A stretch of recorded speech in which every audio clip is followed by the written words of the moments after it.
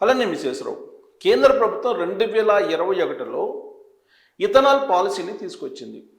ఈ పాలసీ ప్రకారం ZLD నిబంధనలని పాటించి తీరాలి కంపెనీలు. ఏంటి ఈ ZLD అంటే జీరో లిక్విడ్ డిశ్చార్జ్. ఈ ఇథనాల్ని తయారు చేసేటప్పుడు వచ్చేటువంటి వ్యర్థాలు ఏవైతే ఉంటాయో వాటిల్లో ఏ ఒక్కటి కూడా ఒక్క డ్రాప్ కూడా భూమి మీద పడకూడదు. దానికి సంబంధించి డీహైడ్రేషన్ చేయాల్సి తప్పితే భూమి మీద పడకూడదు. అంటే అంత డేంజరు.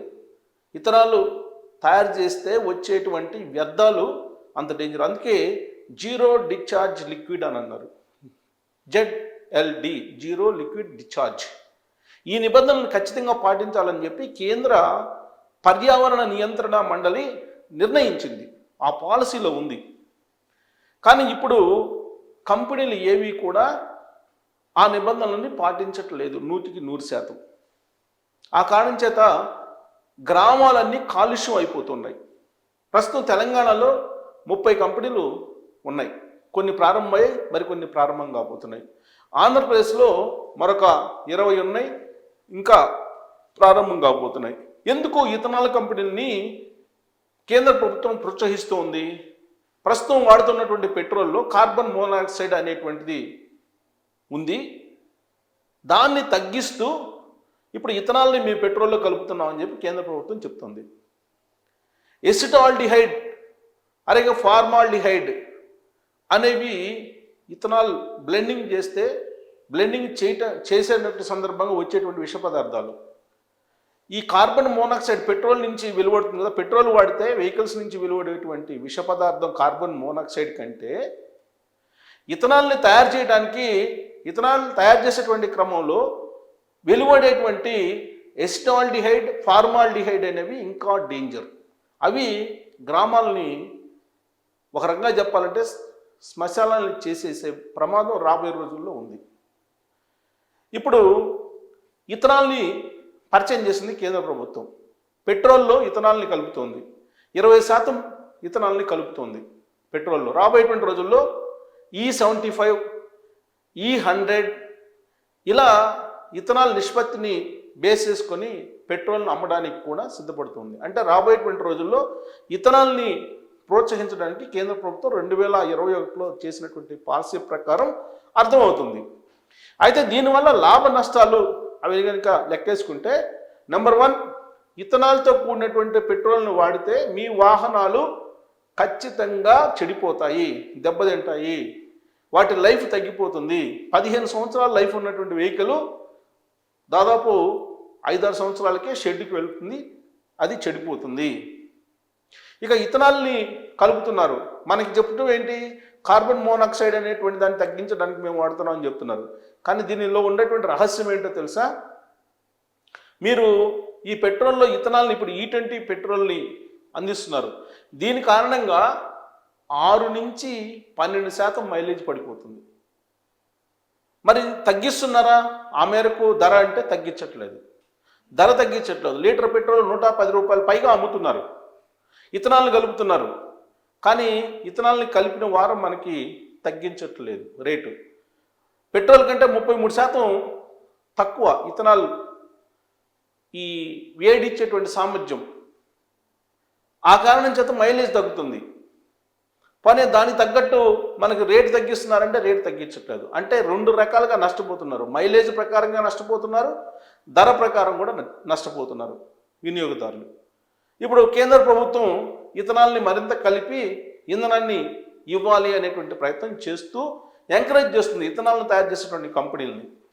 ఈ ఇథనాల్ కంపెనీలు మొత్తం రాజకీయ నాయకులకి, బడాబాబులకి మొత్తానికి ఇథనాల్ కంపెనీలు ఇచ్చేశారు. ఎంపీలు, ఎమ్మెల్యేలు వీళ్ళకే ఇథనాల్ కంపెనీలు ఉన్నాయి. ఆ ఇథనాల్ కంపెనీలకి వాడేటువంటి ముడి పదార్థం ఏంటో తెలుసా? బియ్యం, మొక్కజొన్న ఇవి వాడుతున్నారు. బియ్యం ఇప్పుడు ఎక్కడి నుంచి ఇస్తున్నారు? ఈ కంపెనీలకి సబ్సిడీ మీద ఇస్తున్నారు.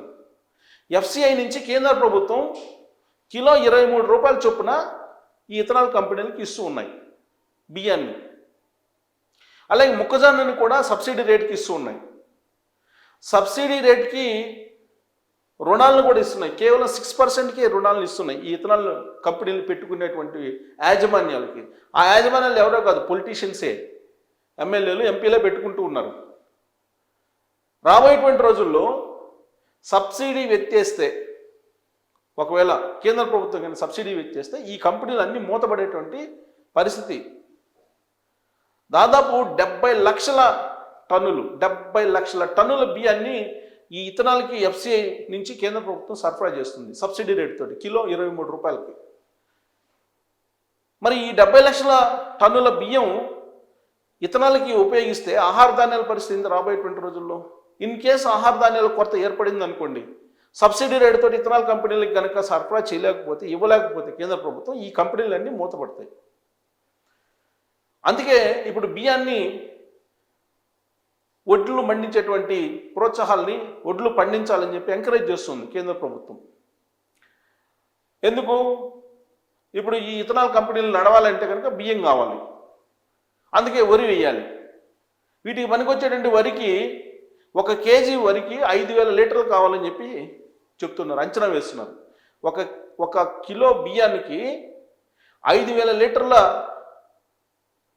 వాటర్ అవసరం అని చెప్పి అంటున్నారు. సరే, ఇది అయిపోయిన తర్వాత ఇథనాల్ని తయారు చేయాలంటే, బ్లెండింగ్ చేసి ఇథనాల్ని తయారు చేశారంటే లీటర్కి దాదాపు 4,000 లీటర్లు దానికి కావాలని చెప్పి, అంటే నీరు అత్యధికంగా వినియోగించాలి అనేది. ఈ నీటిని ఇప్పుడు ఒకవేళ వరిని పండించాలంటే కనుక భూగర్భ జలాలను తోడేస్తున్నారు, అంటే భూగర్భ జలాలు తగ్గిపోతున్నాయి. ఇంకొక వైపు ఇథనాల్ని తయారు చేయాలంటే కనుక వాటర్ కావాలి, దాన్ని కాన్సన్ట్రేషన్ చేయాలని అంటే ఆ దానికి వాటర్ అవసరం. సో 2 రకాలుగా నీళ్లు వినియోగం పెరుగుతుంది. ఇప్పుడు ఆ ఉదాహరణకి తెలంగాణలో మిషన్ భగీరథ వాటర్ అన్నీ ఆల్మోస్ట్ దీనికే ఇస్తున్నారు, దాదాపు దానికే సరిపోతున్నాయి అనేది ఒకటి వినిపిస్తూ ఉంది. రాబోయే రోజుల్లో డ్రింకింగ్ వాటర్ పరిస్థితి ఏంటి అనేది ఒకటి. ఇక ఇథనాల్ తయారీ చేసేటువంటి కంపెనీలు విడుదల చేసేటువంటి వ్యర్థాలు ఒకవేళ కనుక భూమిలో కనుక వెళితే ఆ భూములు ఎందుకు పనికిరావు అనేది పర్యావరణ శాఖ చెప్తుంది, కాలుష్య నియంత్రణ మండలి చెబుతోంది. వాస్తవంగా ఒక్క డ్రాప్ కూడా, ZLD అంటారు, జీరో లిక్విడ్ డిశ్చార్జ్, ఒక్క డ్రాప్ కూడా ఇథనాల్ని తయారు చేసేటువంటి క్రమంలో వచ్చేటువంటి వ్యర్థాలు భూమి మీద పడకూడదు. కానీ వాటిని ఆవిరి చేయాలని అంటే కనుక, దానికి ఆ ప్రాసెస్ చేయాలంటే కనుక కంపెనీల మీద భారం ఎక్కువ పడుతుంది. అందుకే వాళ్ళు ఏం చేస్తున్నారు, అర్ధరాత్రి వేళ, అపరాత్రి వేళ భూగర్భంలోకి వాటిని డిశ్చార్జ్ చేయటము, లేదంటే పైకి వదిలేయటము, ఇలా చేస్తున్నారు. భూగర్భంలోకి ఒకసారి డిశ్చార్జ్ చేస్తే మొత్తం భూగర్భ జలాలన్నీ కలుష్యం అయిపోతాయి. అంతేకాదు, ఈ నీళ్ళ మీద ఆధారపడేటువంటి చేపలు, ఈ జలచరాలు ఏవైతే ఉంటాయో అవన్నీ చనిపోయే అవకాశం ఉంది. ఇన్ని రకాల ప్రమాదం ఇథనాల్ కంపెనీల వల్ల ఉంది. ఈ ఇథనాల్ కంపెనీలను ప్రోత్సహించి 2021 పాలసీ ప్రకారం పెట్రోల్ బదులు ఇథనాల్ని ఇంట్రొడ్యూస్ చేసి పెట్రోల్ రేట్ని వసూలు చేసి ప్రజల యొక్క వాహనాల్ని, ప్రజల ఆరోగ్యాన్ని, ప్రజల ఆర్థిక పరిస్థితిని అన్ని రకాలుగా చిన్నాభిన్నం చేసేటువంటి ఒక ప్రమాదకరమైనటువంటి డేంజర్తో కూడినటువంటి పాలసీని ఇంప్లిమెంట్ చేస్తున్నారు. ఆల్రెడీ ఇప్పటికే E20 వచ్చింది, రాబోయే రోజుల్లో E100 కూడా వచ్చే అవకాశం ఉంది. ఇదే కనుక జరిగితే రాబోయేటువంటి రోజుల్లో అత్యంత ప్రమాదకరమైనటువంటి పరిస్థితుల్లోకి తెలుగు రాష్ట్రాల గ్రామాలన్నీ వెళ్ళిపోయేటువంటి అవకాశం ఉంది. అలాగే వాహనాలు, కార్లు కానీ, మోటార్ బైకులు కానీ, ఏ వాహనాలు ఉన్నా ఆ వాహనాలన్నీ ఇమీడియట్గా చెడిపోయేటువంటి అవకాశం ఉంది, రీప్లేస్ చేసుకోవాల్సిన పరిస్థితి ఏర్పడుతుంది. దీని మీద మీరు కామెంట్ చేయొచ్చు. Thank you.